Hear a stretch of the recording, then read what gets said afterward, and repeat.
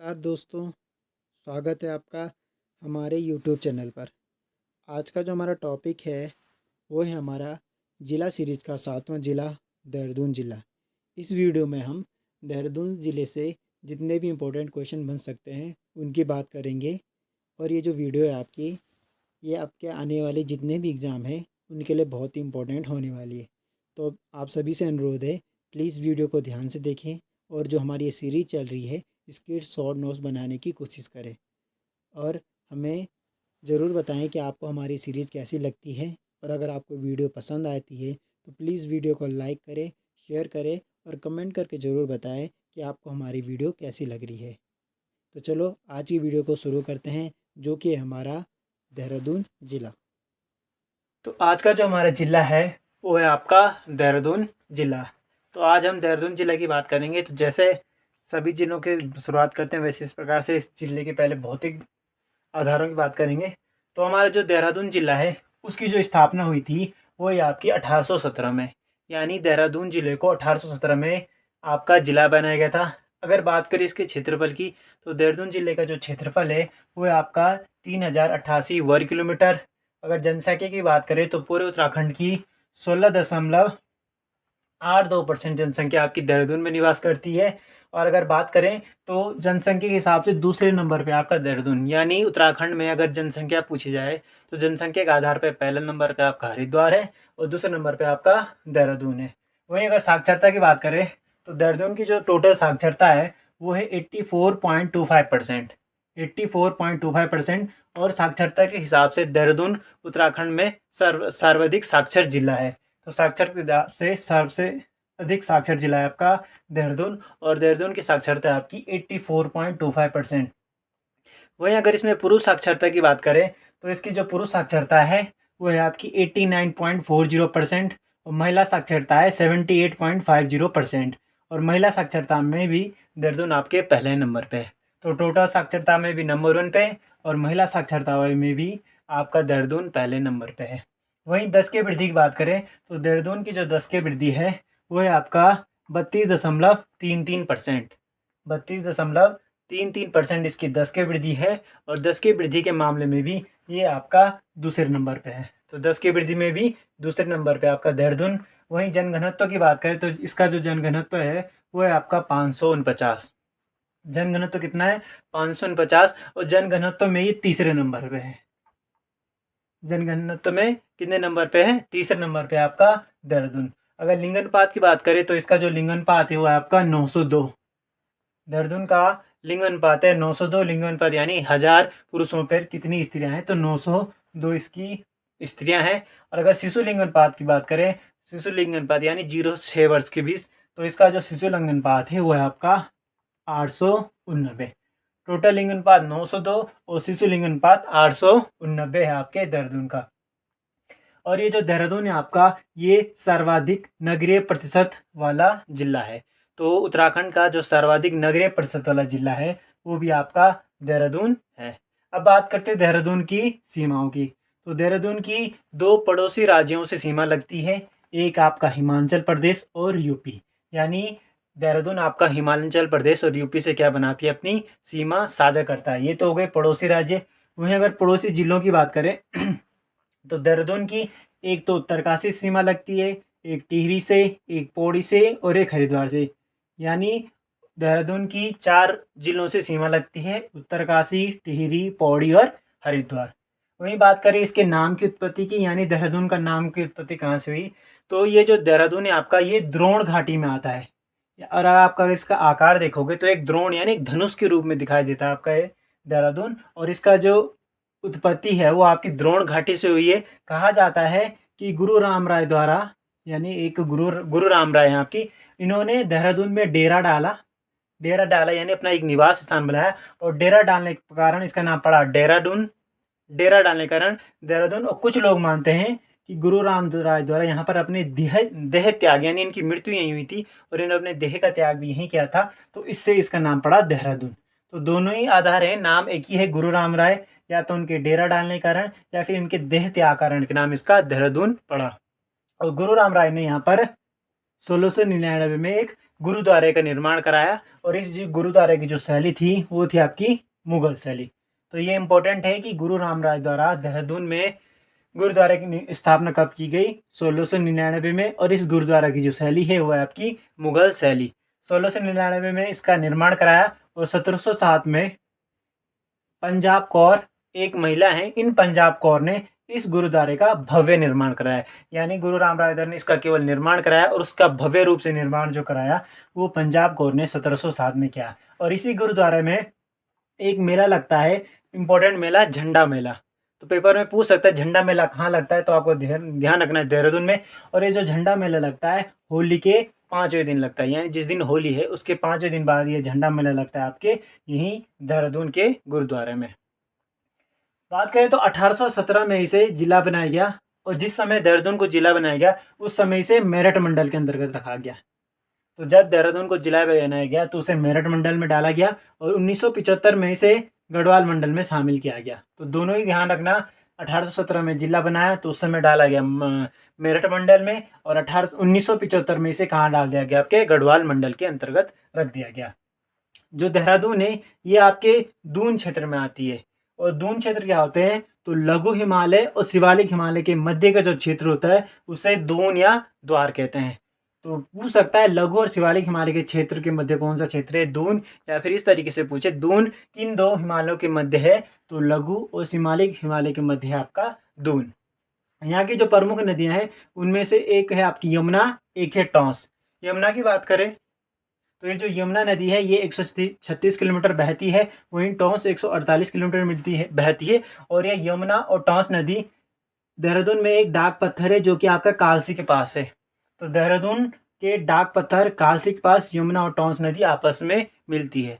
तो टॉस नदी का संगम, यानी टॉस और यमुना नदी का संगम कहाँ पर होता है, तो डाक पत्थर कालसी के पास इनका संगम हो जाता है। इसके अलावा यहाँ पर आसन, सौंग, रिस्पन्ना और गंगा नदी भी यहाँ पर बहती है। तो ये भी ध्यान रखना, आसन, सौंग, रिस्पन्ना और गंगा नदी, साथ साथ ही यमुना और टॉस यहाँ की प्रमुख नदियाँ हैं जो आपकी देहरादून में बहती है। अब बात करते हैं एक स्थल है आपका आसन संरक्षण रिजर्व। बहुत इंपॉर्टेंट क्षेत्र है। क्यों इंपॉर्टेंट है, क्योंकि ये जो आसन संरक्षण रिजर्व क्षेत्र है इसे हाल में ही 16 अक्टूबर 2020 को रामसर साइट में शामिल किया गया। रामसर साइट यानी ऐसी साइट जो आपके आर्द्र भूमियों के संरक्षण का कार्य करती है। तो इस रामसर साइट में आसन वैराज को शामिल कराया गया 2020 में। और ये जो रामसर स्थल है ये कब से साइडों का, यानी ये रामसर साइट सम्मेलन हुआ आपका, और इसकी जो डेट थी ये इंपॉर्टेंट डेट है, ये ध्यान रखना, 2 फरवरी 1971। 2 फरवरी 1971 को एक सम्मेलन होता है रामसर सम्मेलन। और ये रामसर सम्मेलन यानी रामसर जो स्थान है आपका ये है आपका ईरान में।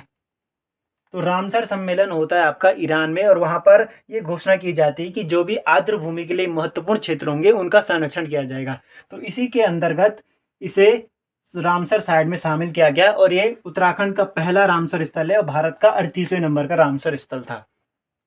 भारत का 38वें नंबर का था और उत्तराखंड का पहले नंबर का था आपके आसन संरक्षण रिजर्व। और इसकी जो उद्घाटन किया गया आसन रिजर्व का, इसका उद्घाटन हुआ था आपका 14 अगस्त 2005 में। 14 अगस्त 2005 को इसे आसन संरक्षण रिजर्व घोषित किया गया था।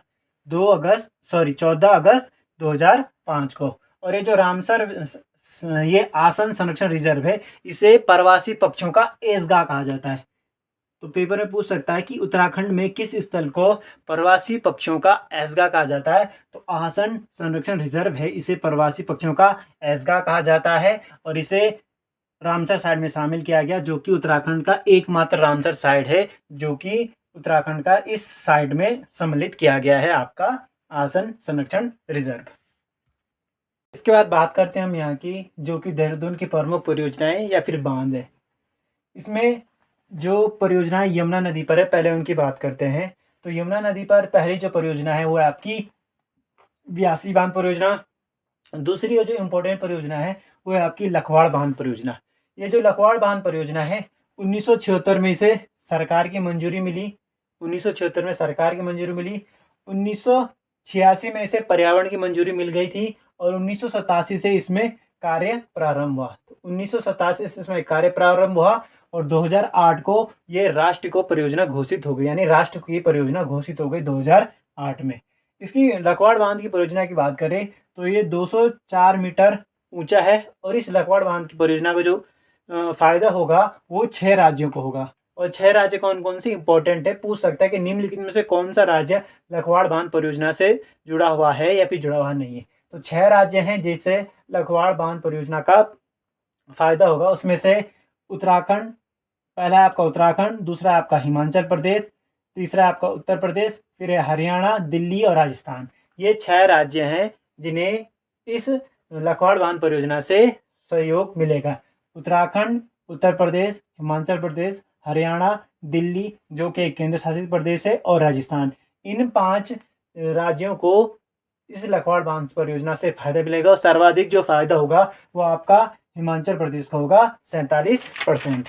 सर्वाधिक जो फायदा होगा वो आपका होगा हिमाचल प्रदेश को, सॉरी सर्वाधिक जो फायदा होगा वो हिमाचल को नहीं, वो होगा आपका हरियाणा को। सर्वाधिक फायदा होगा हरियाणा को 47%। तो ये हो गया आपकी लखवाड़ परियोजना जो कि इस पे है आपकी यमुना नदी पर। उसके अलावा यमुना नदी पर कुछ अन्य परियोजनाएं जिसमें ढालीपुर परियोजना, कुल्हाल परियोजना, डकरानी परियोजना, गोदरी परियोजना और हथियारी परियोजना, ये अन्य प्रमुख परियोजनाएं जो कि आपकी यमुना नदी पर और देहरादून में स्थित है। तो ध्यान रखना, ढालीपुर, कुल्हार, डकरानी, खोदरी, हाथीपुर, व्यास और लखवाड़ बांध परियोजना जो आपकी स्थित है सारी यमुना नदी पर स्थित है। अब बात करते हैं टॉस नदी पर। तो टॉस नदी पर 4 प्रमुख परियोजना है जिसमें पहली आपकी छिब्रू परियोजना, दूसरी आपकी इचारी बांध परियोजना, तीसरी आपकी कोटी परियोजना और चौथी आपकी किसाऊ बांध परियोजना। तो ये 4 प्रमुख परियोजना है जो आपकी टॉस नदी पर। एक प्रमुख परियोजना है जो अक्सर पेपरों में पूछी जाती है, वो है आपकी गंगोली जल विद्युत केंद्र या फिर जल विद्युत केंद्र परियोजना। ये आपकी बहुत ही प्रमुख इम्पोर्टेंट परियोजना है क्योंकि ये उत्तर भारत की पहली परियोजना थी, यानी पूरे उत्तर भारत में जो पहली परियोजना मानी जाती है वो आपकी गंगोली जल विद्युत परियोजना। और ये उत्तर भारत के साथ साथ उत्तराखंड की भी पहली जल विद्युत परियोजना है। तो याद रखना इंपॉर्टेंट है गंगोली जल विद्युत परियोजना। और इसे 1907 में मसूरी में स्थापित किया गया था, यानी 1907 में इसे मसूरी में बनाना प्रारंभ किया गया था और 1912 में ये यहाँ से जल विद्युत उत्पादन प्रारंभ हो गया था। तो 1907 में मसूरी में स्थापना हुई और 1912 से जल विद्युत यहाँ से उत्पादन प्रारंभ किया गया। और ये जो गंगोली जल विद्युत परियोजना है वो भट्टा नदी और क्यारकुला घाट जो है उन दोनों के संगम पर स्थित है आपकी गंगोली जल विद्युत परियोजना, भट्टा नदी और क्यारकुली घाट। इसके अलावा जो आपके देहरादून है उनकी कुछ खनिजों की बात करते हैं। तो देहरादून में आपके बहुत से खनिज मिलते हैं जैसे चूना पत्थर हो गया, संगमरमर हो गया, रॉक हो गया, फास्फोरस फास्फेट हो गया, जिप्सम हो गया, डोलोमाइट हो गया, फास्फोरस हो गया, चौक हो गया। ये बहुत सारे पाए जाते हैं लेकिन जो इंपॉर्टेंट हमें ध्यान रखना, जैसे एक संगमरमर के लिए मसूरी का क्षेत्र फेमस है। तो पेपर में आ सकता है उत्तराखंड का कौन सा क्षेत्र संगमरमर के लिए फेमस है, तो आपको रखना है मसूरी। और एक क्रीमी रंग का जो चूना पत्थर है उसके लिए फेमस स्थल है आपका मसूरी। तो ये दोनों इंपॉर्टेंट है। संगमरमर के लिए उत्तराखंड में कौन से स्थल फेमस है, मसूरी। और क्रीमी रंग का चूना पत्थर विशेष रूप से जो पाया जाता है वो आपका मसूरी में ही पाया जाता है, वरना बाकी अन्य बहुत से खनिज तत्व यहाँ पाए जाते हैं। अब एक नेशनल पार्क है आपका यहाँ पर, वो है आपका राजाजी नेशनल पार्क। ये जो राजाजी नेशनल पार्क है आपके 3 जिलों में है, एक देहरादून, दूसरा हरिद्वार और तीसरा पौड़ी। इन 3 जिलों में आपका यह राजाजी नेशनल पार्क है। 1983 में इस नेशनल पार्क की स्थापना हुई और इसका जो क्षेत्रफल है वो है आपका 820 वर्ग किलोमीटर। 1983 में स्थापना और 820 वर्ग किलोमीटर में ये फैला हुआ है। और 15 अप्रैल 2015, ये इंपॉर्टेंट है, 15 अप्रैल 2015 को इसे टाइगर रिजर्व घोषित किया गया। और ये उत्तराखंड का दूसरा टाइगर रिजर्व है। पहला आपका जिम कॉर्बेट है और दूसरा जो टाइगर रिजर्व है आपका वो है आपका राजाजी नेशनल पार्क। और 15 अप्रैल 2015 को इसे टाइगर रिजर्व घोषित किया गया। और ये जो नेशनल पार्क है ये 3 वन्य जीव अभ्यारण्य थे आपके, मोतीचूर, राजाजी और चीला। इन 3 वन्य जीव अभ्यारण्यों को मिलाकर आपका राजाजी नेशनल पार्क बनाया गया। और ये नाम जो सी राजगोपालाचार्य जी हैं उनके नाम पर ही इसका नाम राजाजी नेशनल पार्क रखा गया। तो ध्यान रखना, मोतीचूर, राजाजी और चीला वन्य जीव अभ्यारण्य को मिलाकर बनाया गया आपका राजाजी नेशनल पार्क, जो कि देहरादून, हरिद्वार और पौड़ी में स्थित है। इसके अलावा एक आनंद वन है आपका, जो आपकी झांझर वन रेंज के अंतर्गत आता है। साथ में यहाँ पर आपकी सूर्यधार झील है, चंद्रवाणी और कंसोर ताल है। यहीं पर आपका भट्टा फॉल भी है। शिवपुरी भी आपका यही स्थित है। और ये जो शिवपुरी है आपकी, ये रिवर राफ्टिंग के लिए फेमस है, यानी यहाँ पर नदियों में तैराकी के लिए जो रिवर राफ्टिंग की जाती है उसके लिए आपका शिवपुरी स्थल फेमस है।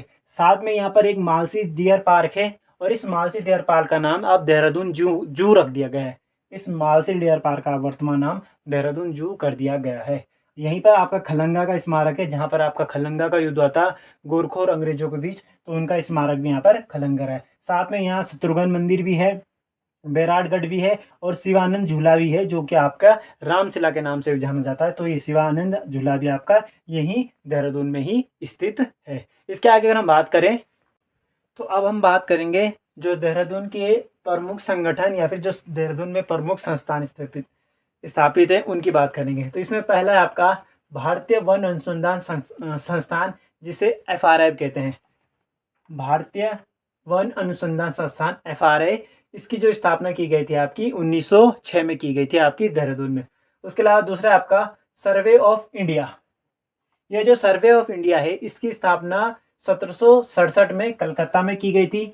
यानी सबसे पहले जिस समय इसकी स्थापना हुई थी 1767 में, उस समय से कलकत्ता में स्थापित किया गया था, और 1942 में इसे देहरादून लाया गया। तो पहले कलकत्ता में था और 1942 में इसे देहरादून में लाया था।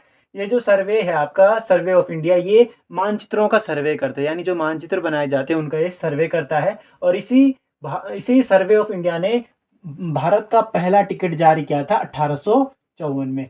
तो पूछ सकता है भारत का पहला टिकट किसके द्वारा जारी किया गया था? सर्वे ऑफ इंडिया के द्वारा किया गया था 1854 में। अगले आपका देहरादून वन संग्रहालय। ये देहरादून वन संग्रहालय है, इसकी जो स्थापना की थी वो की गई थी आपकी 1914 में। और ये उत्तराखंड का सबसे पुराना वन संग्रहालय भी है आपका, या फिर सबसे पुराना संग्रहालय भी है आपका ये उत्तराखंड का देहरादून वन संग्रहालय 1914।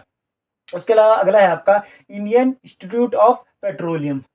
इंडियन इंस्टीट्यूट ऑफ पेट्रोलियम, इसकी स्थापना देहरादून में की गई थी 1960 में। अगला है आपका Wadia Institute of Himalaya Zoology, important है, Wadia Institute of Himalayan Zoology. इसकी जो स्थापना हुई थी जून 1968 में हुई थी, और ध्यान रखना 1976 में इसे देहरादून में लाया गया। तो अक्सर यही डेट पूछा जाता है कि Wadia Institute of Himalaya zoology को कब देहरादून में स्थापित किया गया था। तो 1976 में इसे देहरादून में स्थापित किया गया था। अगला जो है आपका वो है आपका Indian institute of remote sensing. इसकी जो स्थापना हुई थी आपकी वो हुई थी 21 अप्रैल 1966 को, Indian institute of remote sensing.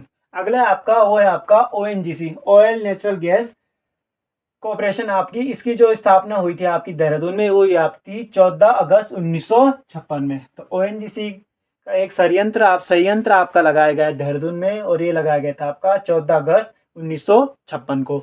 अगला है आपका Indian institute of drilling technology. Indian institute of drilling technology, इसकी जो स्थापना हुई थी वो हुई थी 1978 में देहरादून में। अगला है आपका IRED को यहाँ स्थापित किया गया था 1960 में। अगला जो इम्पोर्टेंट है आपका वो है आपका राष्ट्रीय दृष्टिवादिता संस्थान। राष्ट्रीय दृष्टिवादिता संस्थान, ये जो राष्ट्रीय दृष्टिवादिता संस्थान है 1943 में सबसे पहले इसे सेंट डस्टर छात्रावास, यानी पहले इसे एक छात्रावास के रूप में बनाया गया था 1943 में। फिर 1950 में सरकार ने इसे अपने अधीन ले लिया इस छात्रावास को, यानी उस समय क्या था, एक सेंट डस्टर एक छात्रावास था। 1950 में सरकार ने इसको अपने अधीन कर दिया, और 1967 में इसे राष्ट्रीय दृष्टिवादिता केंद्र बनाया गया। यानी पहले इसे क्या बनाया गया था, राष्ट्रीय दृष्टिवादिता केंद्र बनाया गया था, और 1979 में इसे संस्थान बनाया गया था।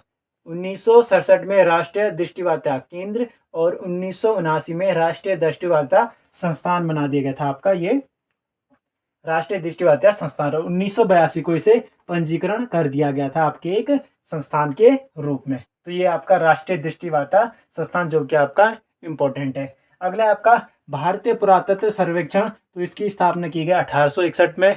अगला है आपका इंदिरा गांधी राष्ट्रीय वन अकादमी। इंदिरा गांधी राष्ट्रीय वन अकादमी, इसकी जो स्थापना हुई थी 1938 में हुई थी, और जिस समय इसकी स्थापना हुई थी उस समय इसका नाम इंपीरियल फॉरेस्ट कॉलेज था।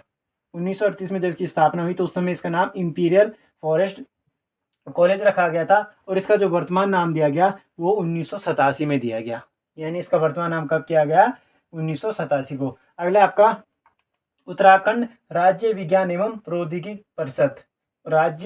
उत्तराखंड राज्य विज्ञान एवं प्रौद्योगिकी परिषद, इसकी स्थापना की, इसका जो पंजीकरण हुआ वो आपका 2002 में, और इसमें जो कार्य प्रारंभ किया गया वो किया गया 2005 में। तो दोनों ही ध्यान रखना, कब पंजीकरण हुआ, कब कार्य प्रारंभ हुआ। अक्सर कार्य प्रारंभ याद आता है तो आपको 2005 तक रखना है। अगला है उत्तराखंड विज्ञान शिक्षा एवं अनुसंधान केंद्र, ये भी आपका 2005 में शुरू हुआ है। वहीं अगला है उत्तराखंड अंतरिक्ष प्रयोग केंद्र, ये भी आपका 2005 में किया गया है। तो देहरादून के जितने भी इंपॉर्टेंट संगठन और संस्थान है वो मैंने आपको बता दिया, सारे के सारे इंपॉर्टेंट है, वो आपको ध्यान रखना है। नेक्स्ट बात करें अगर हम, तो अब बात करते हैं जो देहरादून में स्थित प्रमुख अकादमियाँ हैं, जिसमें पहली और सबसे इम्पोर्टेंट अकादमी IMA यानी इंडियन मिलिट्री अकादमी, भारतीय सैन्य अकादमी। इसकी जो स्थापना हुई थी वो हुई थी आपकी 1932 में, और ये कहाँ आपका देहरादून में है। IMA इंडियन मिलिट्री अकादमी, स्थापना 1932।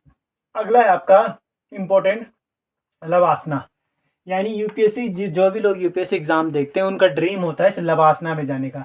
ये है आपका लाल बहादुर शास्त्री राष्ट्रीय प्रशासनिक अकादमी, लाल बहादुर शास्त्री नेशनल एडमिनिस्ट्रेटिव अकादमी, लाल बहादुर शास्त्री राष्ट्रीय प्रशासनिक अकादमी। यानी जो IAS लोग होते हैं उनकी जो ट्रेनिंग होती है यहीं लवासना में होती है, और ये आपका मसूरी में है। और इसकी जो स्थापना हुई आपकी वो है आपकी 1 सितंबर 1959 को, 1 सितंबर 1959।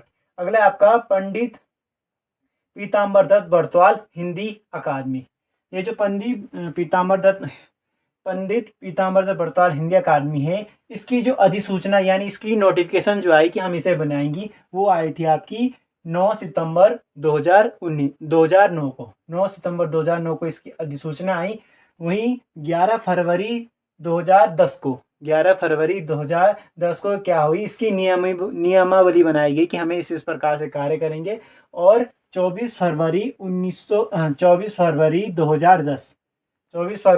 2010 को इस पंडित पीताम्बर दत्त बर्तवाल का पंजीकरण हुआ। यानी ये पंजीकरण हुआ आपका 24 फरवरी 2010, और यही जो पंजीकरण की डेट है वही इसकी स्थापना की डेट आती है। जिस समय इसकी स्थापना हुई उस समय इसका नाम केवल था हिंदी अकादमी। उस समय क्या था, इसका नाम केवल हिंदी अकादमी थी। और 4 अक्टूबर 2010 को इसके आगे पंडित पीताम्बर दत्त बर्तवाल नाम जोड़ा गया। तो ये भी ध्यान रखना, पंडित पीताम्बर दत्त बर्तवाल कब रखा गया इसका नाम, तो 4 अक्टूबर 2010 को इसका नाम पंडित पीताम्बर दत्त बर्तवाल हिंदी अकादमी कर दिया गया था, और इसकी स्थापना 24 फरवरी 2010 को। अगला आपका उत्तराखंड भाषा संस्थान, तो इसकी स्थापना भी आपकी 24 फरवरी 2010 को। अगला आपका उत्तराखंड उर्दू अकादमी, जो कि आपका है 2013 में, इसकी स्थापना आपकी 2013 में। अगला जो फेमस स्थल है आपका वो है मसूरी, और ये मसूरी को कहा जाता है आपका पहाड़ों की रानी। सभी को पता है मसूरी को कहा जाता है पहाड़ों की रानी कहा जाता है। इसकी जो खोज की श्रेय जाता है, या फिर कहा जाता है इसको बनाने का जो श्रेय जाता है वो जाता है कैप्टन यंग को। और कैप्टन यंग ने, कहा जाता है कि 1825 में मसूरी की खोज की थी कैप्टन यंग ने, और 1825 में कैप्टन यंग ने इसकी स्थापना हुई। और जिस समय चाइना तिब्बत पर अधिकार करा था, उसी समय 1969 में सर्वप्रथम दलाई लामा यहाँ आए थे। तो दलाई लामा सर्वप्रथम भारत में किस स्थान पर आए थे, तो मसूरी में ही आए थे। कब आए थे, 1959 में, और उसके बाद ये हिमाचल प्रदेश गए थे।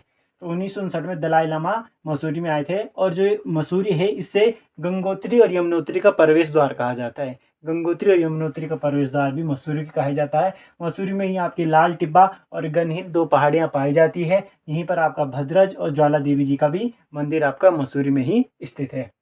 इसके अलावा अगला स्थल आपको है ऋषिकेश, और ये जो ऋषिकेश है आपका, ये गंगा और चंद्रभागा नदी के संगम पर है। और इसका प्राचीन नाम था कुब्जा भ्रमक, यानी प्राचीन नाम ऋषिकेश का क्या था, कुब्जा भ्रमक। और कहा जाता है कि कश्मीर के एक शासक हैं ललितादित्य मुक्तापीठ, उन्होंने इस ऋषिकेश में कई मंदिरों का निर्माण कराया। तो ध्यान रखना, किस शासक ने ऋषिकेश में कई मंदिरों का निर्माण कराया, कश्मीर के शासक ललितादित्य मुक्तापीठ ने। और इसी ऋषिकेश के पास आपका क्या है, त्रिवेणी घाट है। अगला आपका एक स्थल है आपका रोबर्स गुफा, जिसे गुच्चू पाणी कहते हैं, ये भी आपका देहरादून में है। अगला आपका टपकेश्वर महादेव, ये भी आपका देहरादून में है। चंद्रबनी, ये भी आपका देहरादून में है, और इसी चंद्रबनी के पास आपका एक कुंड है जिसका नाम है गौतम कुंड। अगला आपका सहस्त्रधारा, जो कि गंधक युक्त है, ये भी आपका देहरादून में है। फन वैली, टाइगर प्रपात, दोनों ही आपके देहरादून में है। वहीं एक स्थल है आपका जोनसार बाबर।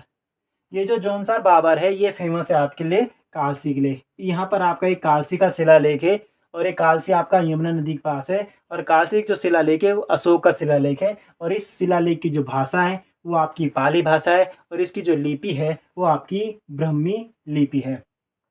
साथ में यहाँ पर एक स्थल है लाखा मंडल, और ये जो लाखा मंडल है आपका, ये आपका यमुना और रिखनार नदी के संगम पर है। यहाँ पर एक शिव मंदिर है जो कि उत्तराखंड शैली का है। तो लाखा मंडल में क्या है, एक शिव मंदिर है जिसकी शैली क्या है, उत्तराखंड शैली है। और इस लाखा मंडल को मूर्तियों का भंडार भी कहते हैं, क्योंकि इस लाखा मंडल में कई प्रकार की मूर्तियां मिलती है, इसलिए इसे मूर्तियों का भंडार भी कहते हैं। अगला स्थल है आपका हनोल, और ये जो हनोल है ये आपका महासू देवता के लिए फेमस है। और ये जो महासू देवता है ये जोनसार बावरों का यानी जोनसार जनजाति का देवता माना जाता है, महासू देवता, जो कि स्थल है आपका हनोल। और ये हनोल स्थल है आपका टोंस नदी के तट पर। तो कई बार पूछा जाता है हनोल किस नदी के, या फिर हनोल किस नदी के तट पर है, तो आपका टोंस नदी पर। और हनोल में क्या आपका महासू देवता का एक मंदिर है। यही देहरादून में आपके जो दात्रेय ऋषि है उनकी 4 सिद्ध हैं, यानी दात्रेय ऋषि ने अपने 84 सिद्धों की स्थापना की थी। उन 84 सिद्धों में से 4 सिद्ध आपके देहरादून है, जिसमें एक आपका है लक्ष्मण सिद्ध, दूसरा आपका कालू सिद्ध, तीसरा आपका माणक सिद्ध, और चौथा आपका मांडू सिद्ध।